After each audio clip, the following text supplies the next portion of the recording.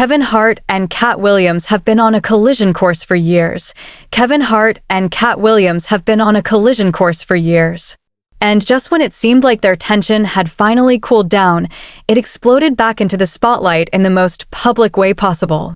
According to reports, Kevin Hart may have recently sent a message so pointed, so calculated, that it's being read as a direct warning to Katt Williams, and the entire comedy world is talking about it. On Sunday night, May 10th, at Los Angeles' Kia Forum, during Netflix is a Joke Festival 2026, something happened that almost no one saw coming. Katt Williams walked onto Kevin Hart's stage. At the roast of Kevin Hart, hosted by Shane Gillis, the night already had everything Regina Hall, Tiffany Haddish, Tom Brady, Chelsea Handler, Pete Davidson, Venus and Serena Williams, Dwayne Johnson, Usher, Teyana Taylor, and Lizzo. It was one of the most star-studded comedy events of the year, and the crowd was already electric. Then the energy in that building shifted entirely. Regina Hall surprised the audience by bringing out Williams, dressed in a black hat and a long black leather trench cape.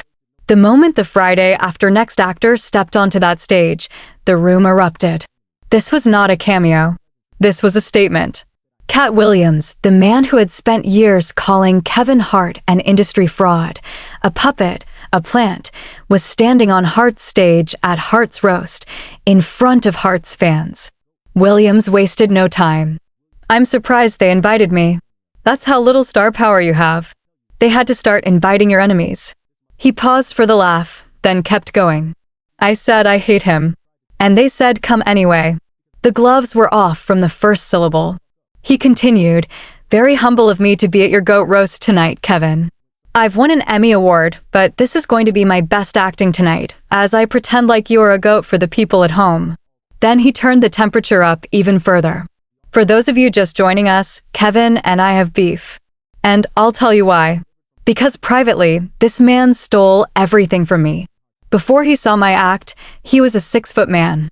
And then the line that got the biggest reaction of all, I try to tell y'all that Kevin Hart was a plant because I keep burying him and he keeps springing back up.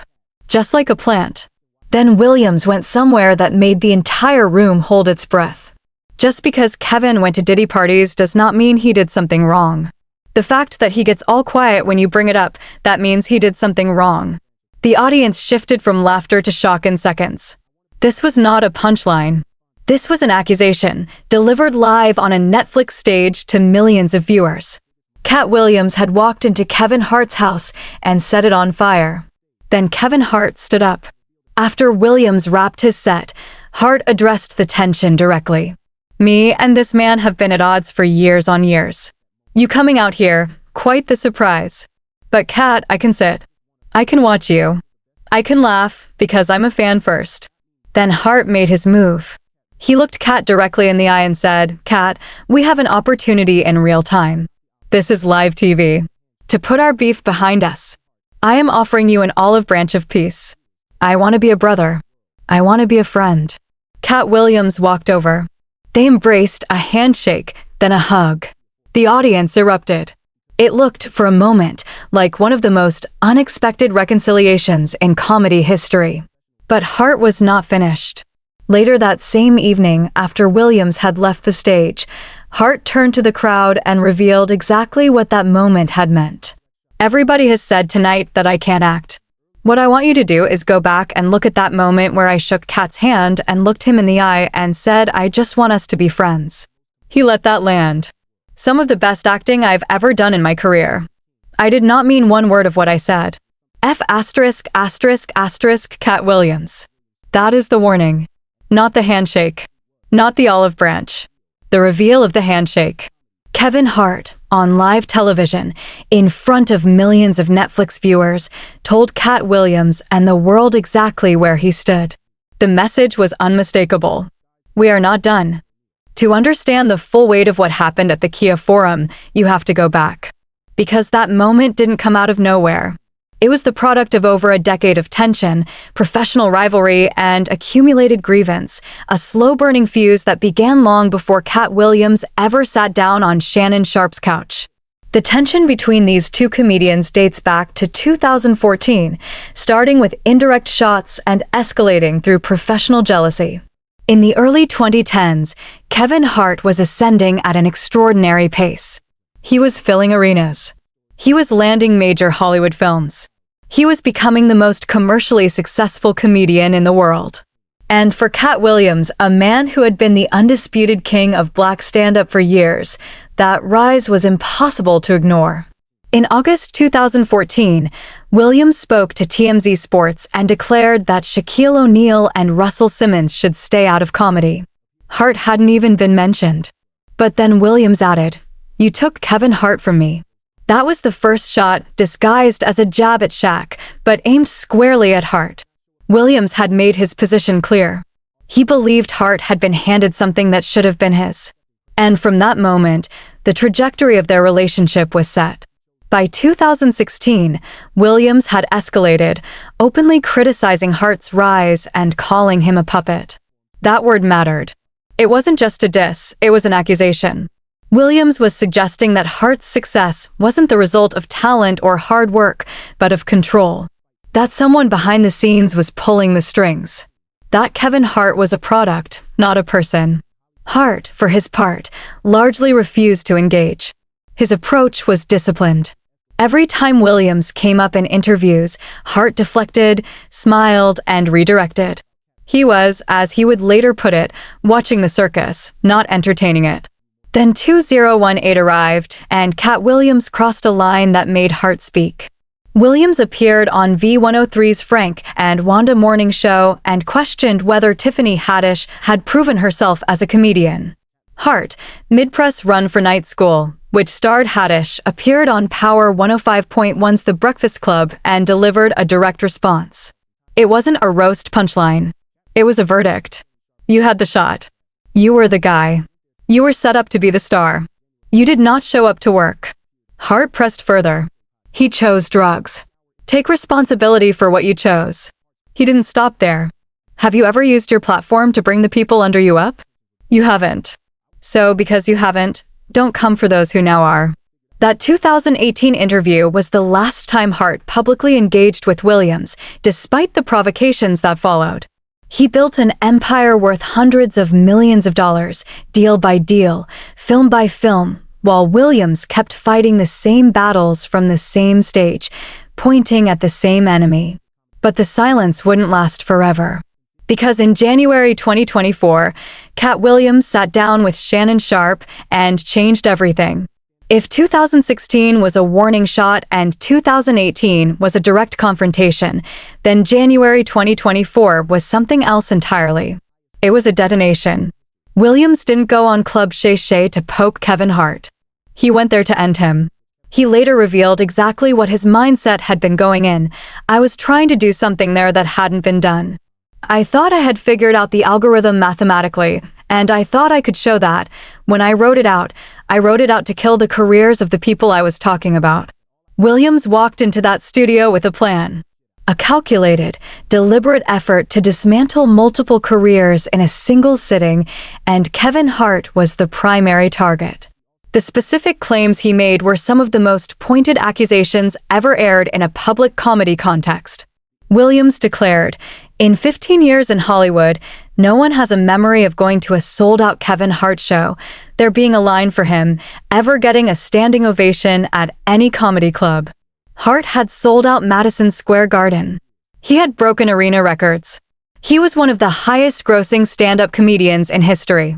But Williams wasn't making a factual argument, he was making a narrative one. He was constructing a story in which Kevin Hart's success was not earned, but engineered.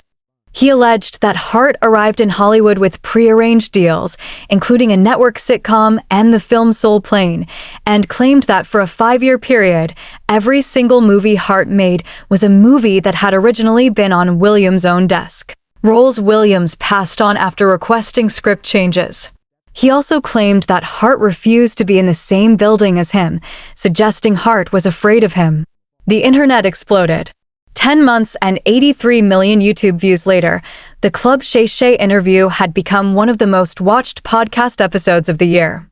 For the first time in a long time, Katt Williams was dominating the conversation, not Kevin Hart. And how did Hart respond? 7 words. You don't entertain the circus, you watch it. He simultaneously dropped the trailer for his upcoming Netflix film, Liftoff, turning Williams' viral attack into free promotion. When pressed further, Hart told Fox 5, when a lion comes out and rides a bike, you don't think about it too hard. You just go, okay, that's crazy. And then you go home and enjoy the rest of your day. In an interview for Wall Street Journal magazine's spring 2024 issue, Hart added, it's just entertainment.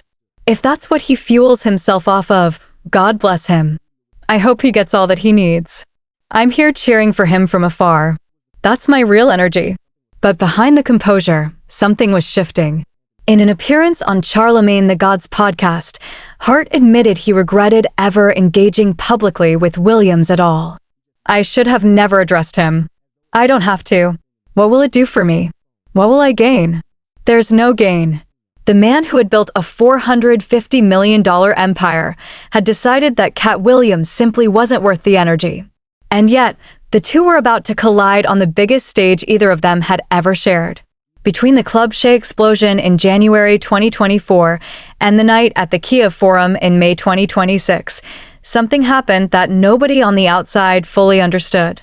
Because while the public narrative was still one of open hostility, while social media was still debating whether Williams was right, whether Hart was afraid, whether this feud would ever die, something was quietly moving in the background.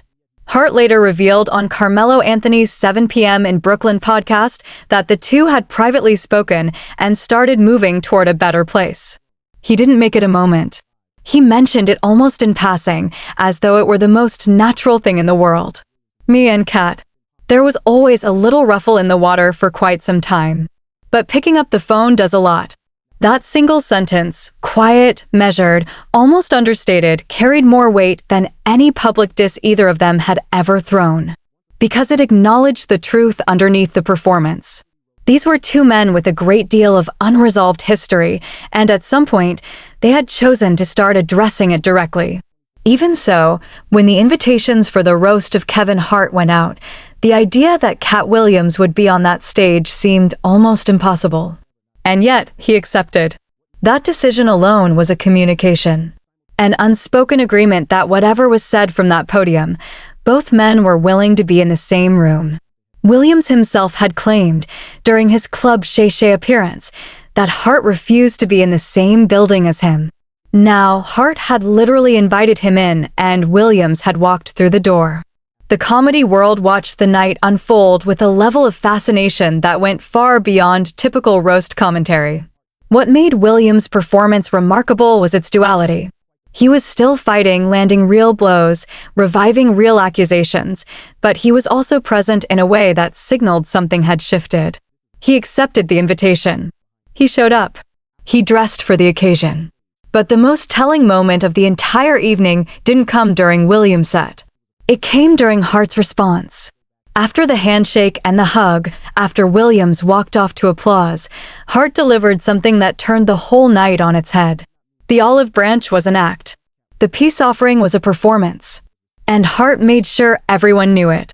So where does this leave us? Because the night at the Kiev Forum was many things simultaneously. Comedy, theater, history. But was it resolution? Was Kevin Hart's public declaration, nationally broadcast, delivered to millions, the end of the Katt Williams story, or the beginning of a new chapter? The answer depends on which version of the night you believe. On one hand, there's the official read. Hart said plainly, "It's not good for all these white people to see two black people fighting. We're too small to have the beef we had. Katt, it's over. The beef is over. Katt and I are friends from today moving forward." That sounds definitive. If you stop there, the story has a clean ending, 2 comedians, a decade of conflict, 1 live television moment, and a handshake that seals the deal. But the people who were in that building tell a slightly different story. Media commentators noted that Williams seemed to mentally check out the moment Hart started his reconciliation speech. He walked off the stage without acknowledging it. He didn't end his own set with the traditional roast sign-off, the "we do it because we love" moment. He just walked away. As one observer put it, to me, it wasn't really a "let's squash the beef." That was kind of Kevin's way of trying to save face. Despite the apparent reconciliation, Williams never broke from his sharp edge. His set had landed real accusations, and he left without walking them back. Social media exploded in the aftermath. Fans noted the irony that a roast, a show built entirely on insults, became the venue for what was being called healing. And in the background, the broader arc of their careers offered its own kind of commentary. Kevin Hart is reportedly worth $450 million. Katt Williams, by comparison, around $2 million. And yet, on the night of the roast, it was Williams who walked out and drew the loudest gasp. It was Williams whose every word was dissected and shared and argued over for days. It was Williams who made Hart nervous enough to offer an olive branch on live television, and then feel the need to immediately undercut it with a joke to save face. In the aftermath, reports emerged that both comedians are now discussing potential collaboration projects. Whether that materializes is another question entirely. What is not in question is what the night revealed about the dynamic between these two men. Hart is worth $450 million. He has the Netflix deal, the arena tours, the movie franchise, the Peacock specials. By every conventional measure, he won. And yet, when Katt Williams walked into that room, Hart did something he has almost never done in their decade-long conflict. He moved toward Katt. He extended the hand. He acknowledged the years of beef directly in front of the world. That is not nothing. That is a man who knows that no amount of money or box office numbers fully silences the question Williams planted in the public consciousness back in January 2024. Was any of it real?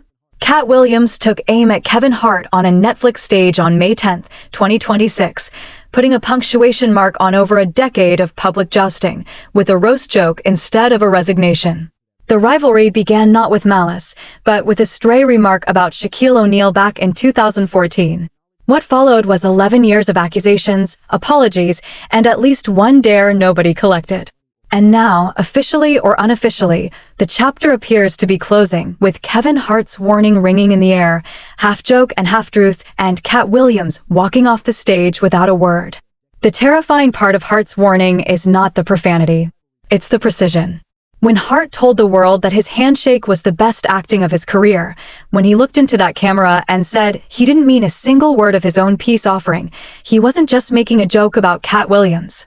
He was reminding the entire entertainment industry exactly who Kevin Hart is. He is the man who turned a viral attack into a movie trailer. He is the man who built a $450 million empire by saying yes to every role Katt Williams said no to. And now he is the man who can stand on a live Netflix stage, hug his enemy, call it his best performance, and walk away laughing. That is not a comedian who is afraid of Katt Williams. That is a businessman, sending a message, wrapped in a joke, delivered with a smile, and heard by millions. The warning was not for Katt alone. It was for everyone watching. If this story had you hooked from beginning to end, drop a comment below. Where do you think this goes next? And if you want more breakdowns like this, you know what to do.